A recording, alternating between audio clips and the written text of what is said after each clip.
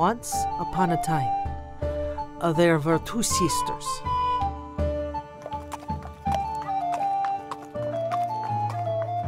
Marta the elder,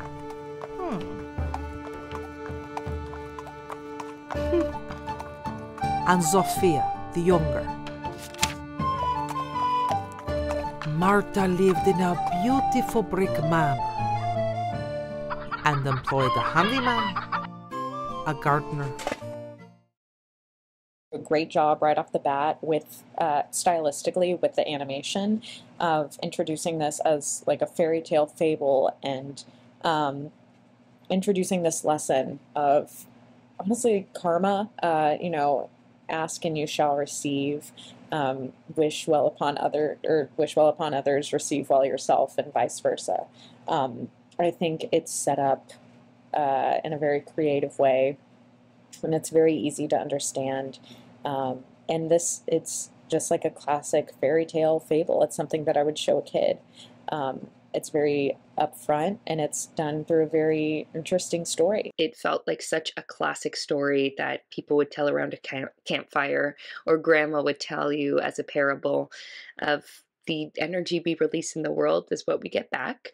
And also to not wish ill upon your neighbor, or especially your sister. Come on.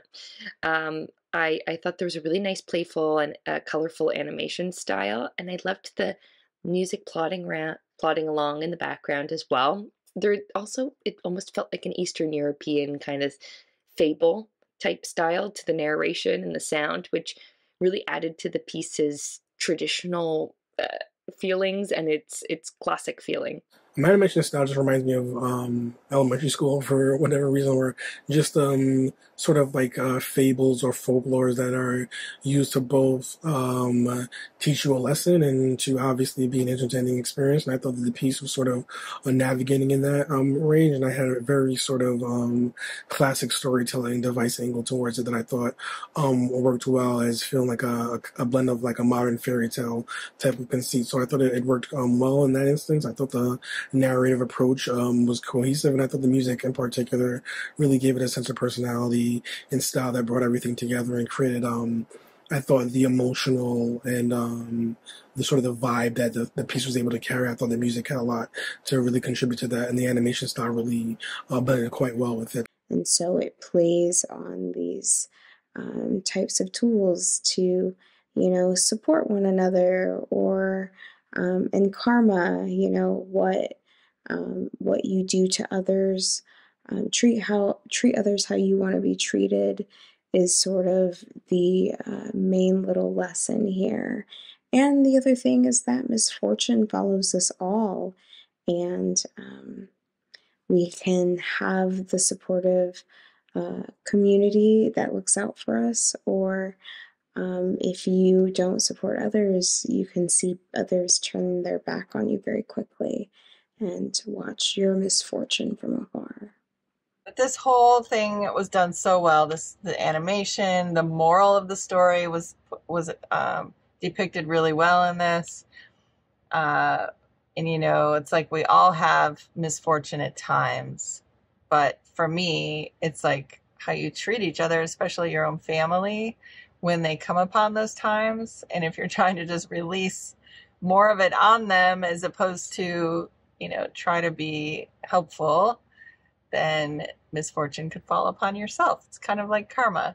So I love this a lot. I thought the voiceover narrator was awesome, and the animation was great. I love the different characters.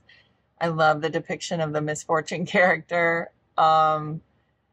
It's funny because I kind of expected it to be a girl because of Miss being in the name, but it didn't really matter to me. It was interesting that it was more of a boy, a man, little creepy man. But I love this message. I thought it was cool and really well done and creative. Refreshing, actually. You hardly ever see fairy tales that have a moral to them anymore. And this one did, with the story of Misfortune. I mean, and it's kind of saying be careful what you wish on others because it will come back to get you. It's a story of karma. It's a story of misfortune, really, that things can come back to bite you in the butt. It's one of those stories that's very intriguing and interesting because we all very much enjoyed it. There's a reason the fairy tales are timeless. And this story showed it. It was animated beautifully to show it as well. It's one of those simplistic styles that children could follow, where there's not so much going on where their eyes are going to 5 different parts of the screen. It's one that they could follow and still enjoy and still learn their lesson at the end.